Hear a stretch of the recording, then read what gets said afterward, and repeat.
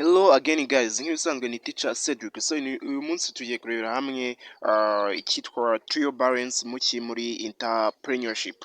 So ntabwo tugiye kujya deep cyane, nzabakora full video yayo ndetse n'ayandi ma books of accounts, ubwo ni ukuvuga za cash flow statements, yaba nuza yaba n'iyi trio balance ndetse na cash balance.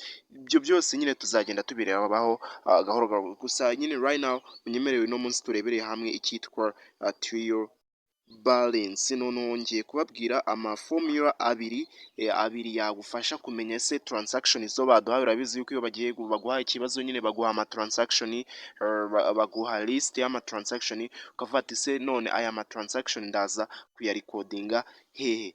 Guys, ayo maformula uko ari abiri naya yakurikira.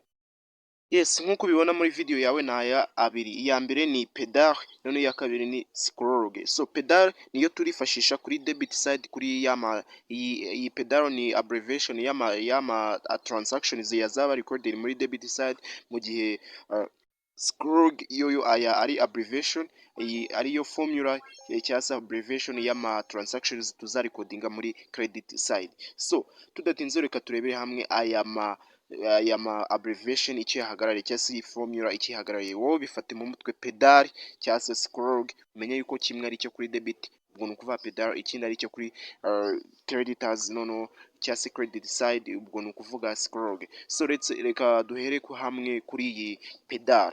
Iyi P ya mbere ihagarariye purchase. Ubwo mu makuru bazaguha cyangwa se transaction bazaguha ukabonamo purchase, exactly uzamenya ahantu uraza kuyirecordinga ni kuri debit side. Urabizi yuko iyo wari birecordinze nabi ntabwo biza guhura, kandi ayo makuru yaba toto ya debit side ndetse na toto ya credit side biba bigomba kuba bigize ikibingana. So purchase uzayirecordinga muri debit side, ihagarariwe ni P ya mbere muri pedal, akaba ariyo formula ya mbere tugomba kugira iki kurecordinga muri debit side. Mu gihe yino E ihagarariye cyangwa se E mu kinyarwanda ihagarariye expenses. Transaction zose zifite aho zihuriye no ku expendinga cyangwa se kugura, gutakaza amafaranga kwa business ni urugero, cyangwa se kwa company hari ibintu byiri kugura, ibyo byose uzamenye yuko biraza kuba recorded where here in debit side. So iyi D ihagarariye debitors, of course debitors, abantu bose baba bijyanye na debts cyangwa se amadeni, ibyo byose bya debitors. Hari n'igihe bayiguhaye gutya ari byanditse ko ari debitors, ukayibona muri transactions za trio balance, bakavuga ati wowe preparing a trio balance wifashishije the following transactions n'igihe zabaye recorded like that. So nubonamo debitors uzamenya yuko uraza kuyirecordinga he muri debit side. Iyi A ihagarariye assets, ibintu byose bijyanye n'imitungo, yaba long term assets cyangwa se current assets, nyine imitungo yaba itimukanwa yaba iyimukanwa, yaba fixed assets, mbese izo type of assets uzamenya yuko they will be recorded in debit side. So indi ni RI. Iyi RI ishatse kuvuga return inward.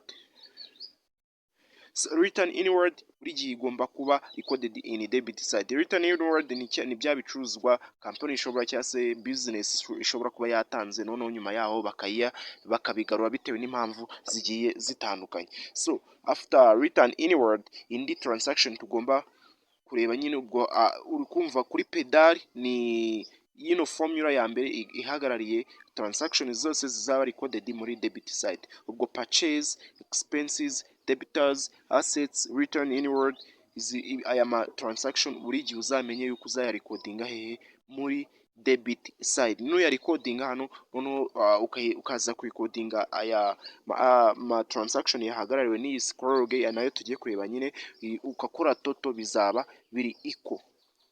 So hano kuri scroll akaba ariyo formula cyangwa se abbreviation ya ma transaction yazaba recorded here in credit side. Iyi S ya mbere ihagarariye sales. Sales ni ibyagurishijwe, goods or services that have been sold by the business. So sales every time umenye yuko nyine izaba recorded muri credit side. Noneho iyi C ni ukuvuga creditors. Transaction cyangwa se ibicuruzwa baba bagurishije ukabigurisha abakiriya bawe ariko ukabagurisha kuri credit cyangwa se ku deni, umenye yuko izo transaction zizaba recorded where in credit side. Noneho iyi R ikaba ihagarariye return outward. Return outward.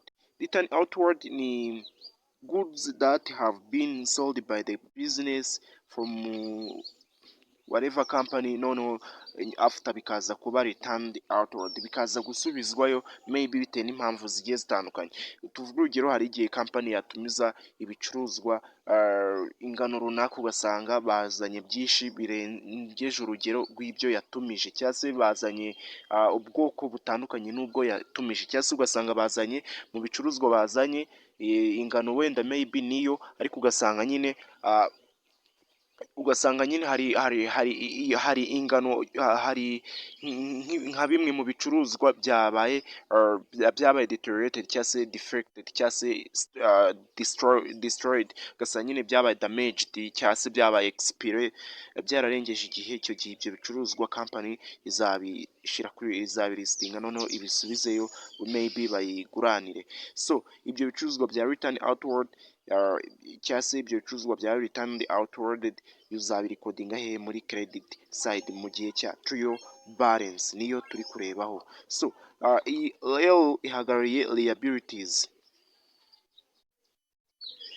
Liabilities, anytime uzabona ngo ni liability muri transactions bazaga ugiye kuzirikodinga, ugiye gukora iki? Ugiye gukora trial balance, uzamenye ko ugomba kuzirikodinga hiya muri credit side. Noneho iyi G ihagarariye gains.